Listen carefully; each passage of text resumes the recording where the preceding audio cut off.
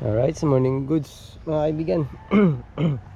Last day natin dito sa ating trabaho dito sa Sabang, ano. So fishing tayo ulit. Samantalayin natin yung last chance natin for this trip. Mas maiksi yung stay natin ngayon dito, pero okay naman na. Pahuli na rin tayo ng maganda-ganda ng isang araw. Kahapon work lang tayo ng work.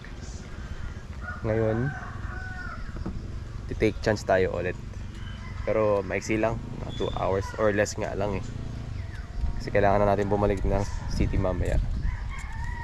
Yung panahon medyo mahangin,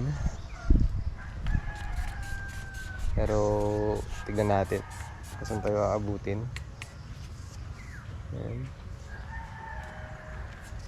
Dito lang tayo sa may bandang gilid. Natin swerte natin mga kaibigan. Sa totoo lang, inaantok pa ako.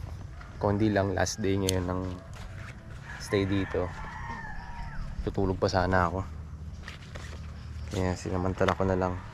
Kaya kahit parang gusto ko pang matulog, sige, i-go na natin kasi baka hindi natin alam kung tayo makabalik dito. Alright.